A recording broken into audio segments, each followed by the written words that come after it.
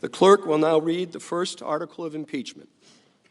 Article 1, Abuse of Power.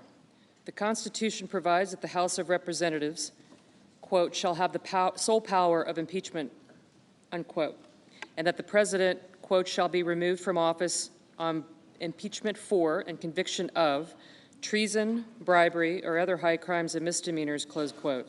In his conduct of the office of President of the United States, and in violation of his constitutional oath faithfully to execute the office of President of the United States, and, to the best of his ability, preserve, protect, and defend the Constitution of the United States, and in violation of his constitutional duty to take care that the laws be faithfully executed, Donald J. Trump has abused the powers of the presidency in that, using the powers of his office, President Trump solicited the interference of a foreign government, Ukraine, in the 2020 United States presidential election.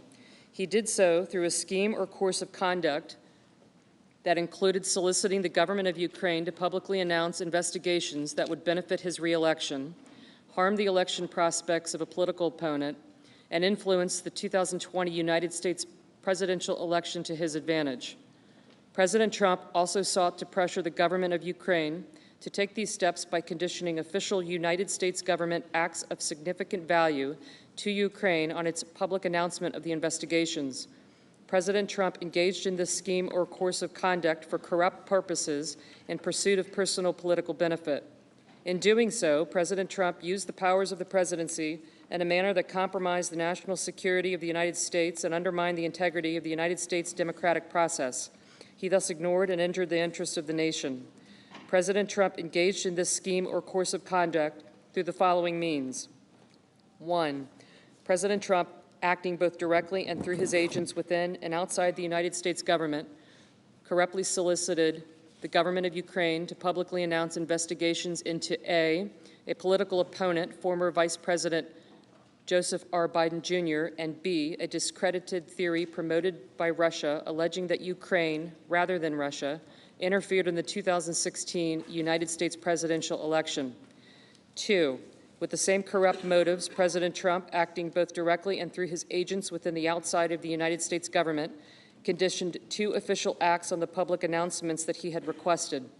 A, the release of $391 million of United States taxpayer funds that Congress had appropriated on a bipartisan basis for the purpose of providing vital military and security assistance to Ukraine to oppose Russian aggression, and which President Trump had ordered suspended.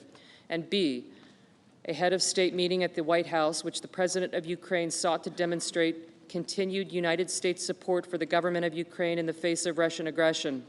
3, faced with the public revelation of his actions, President Trump ultimately released the military and security assistance to the government of Ukraine and has persisted in openly and corruptly urging and soliciting Ukraine to undertake investigations for his personal political benefit. These actions were consistent with President Trump's previous invitations of foreign interference in United States elections.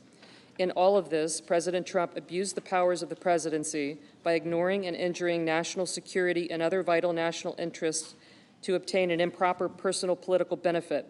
He has also betrayed the nation by abusing his high office to enlist a foreign power in corrupting democratic elections. Wherefore, President Trump, by such conduct, has demonstrated that he will remain a threat to national security and the Constitution if allowed to remain in office, and has acted in a manner grossly incompatible with self-governance and the rule of law. President Trump thus warrants impeachment and trial, removal from office, and disqualification to hold and enjoy any office of honor, trust, or profit under the United States. Each senator, when his or her name is called, will stand in his or her place and vote guilty or not guilty as required by Rule 23 of the Senate Rules on Impeachment. Article 1, Section 3, Clause 6 of the Constitution, regarding the vote required for conviction on impeachment, provides that no person shall be convicted without the concurrence of 2/3 of the members present. The question is on the first article of impeachment. Senators, how say you? Is the respondent, Donald John Trump, guilty or not guilty? A roll call vote is required. The clerk will call the roll. Mr. Alexander. Not guilty. Mr. Alexander, not guilty. Ms. Baldwin. Guilty. Ms. Baldwin, guilty. Mr. Barrasso. Not guilty. Mr. Barrasso, not guilty. On this article of impeachment, 48 senators have pronounced Donald John Trump, President of the United States, guilty as charged. 52 senators have pronounced him not guilty as charged. 2/3 of the senators present not having pronounced him guilty, the Senate adjudges that the respondent, Donald John Trump, President of the United States, is not guilty as charged in the first article of impeachment. The clerk will read the second article of impeachment.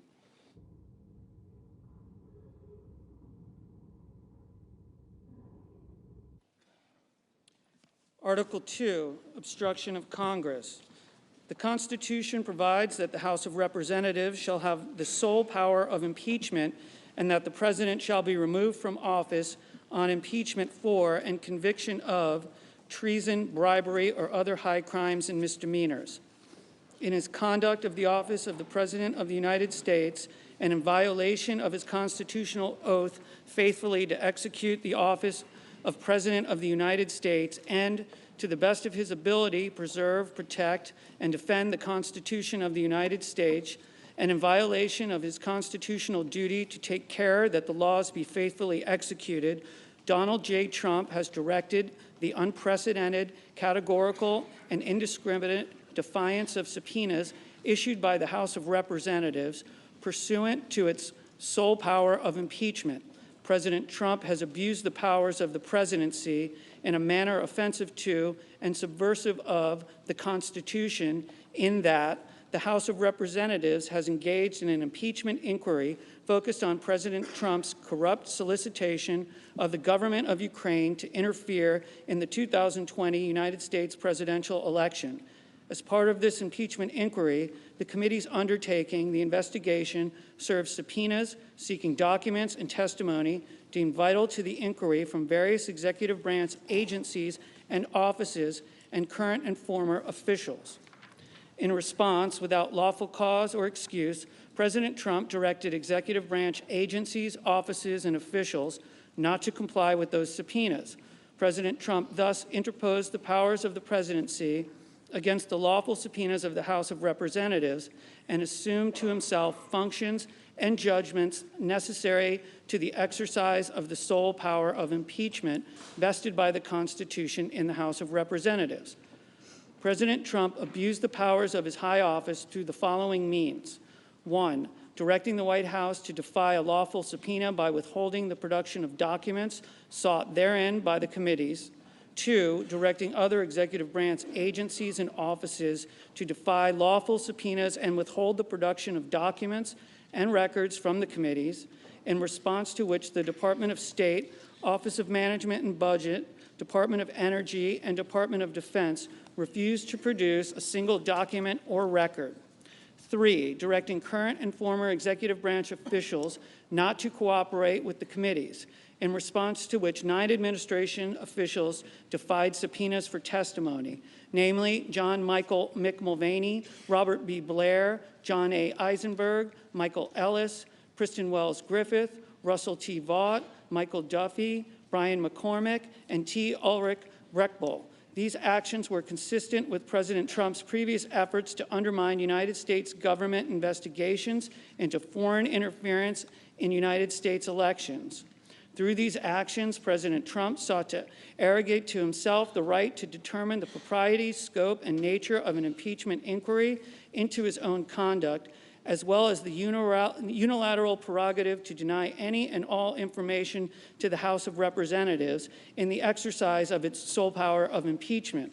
In the history of the Republic, no president has ever ordered the complete defiance of an impeachment inquiry or sought to obstruct and impede so comprehensively the ability of the House of Representatives to investigate high crimes and misdemeanors.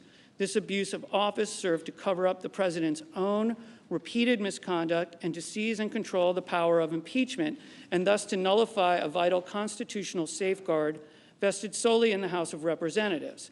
In all of this, President Trump has acted in a manner contrary to his trust as president and subversive of the constitutional government, to the great prejudice of the cause of law and justice, and to the manifest injury of the people of the United States. Wherefore, President Trump, by such conduct, has demonstrated that he will remain a threat to the Constitution if allowed to remain in office, and has acted in a manner grossly incompatible with self-governance and the rule of law. President Trump thus warrants impeachment and trial, removal from office, and disqualification to hold and enjoy any office of honor, trust, or profit under the United States. The question is on the second article of impeachment. Senators, how say you? Is the respondent, Donald John Trump, guilty or not guilty? The clerk will call the roll. Mr. Alexander. Not guilty. Not guilty. Ms. Baldwin. Guilty. Mr. Barrasso. Not guilty. Mr. Bennett. Guilty. On this article of impeachment, 47 senators have pronounced Donald John Trump, President of the United States, guilty as charged. 53 senators have pronounced him not guilty as charged. 2/3 of the senators present not having pronounced him guilty, the Senate adjudges that respondent Donald John Trump, President of the United States, is not guilty as charged in the second article of impeachment. The presiding officer directs judgment to be entered in accordance with the judgment of the Senate as follows. The Senate, having tried Donald John Trump, President of the United States, upon 2 articles of impeachment exhibited against him by the House of Representatives, and 2/3 of the senators present not having found him guilty of the charges contained therein, it is therefore ordered and adjudged that the said Donald John Trump be, and he is hereby, acquitted of the charges in said articles.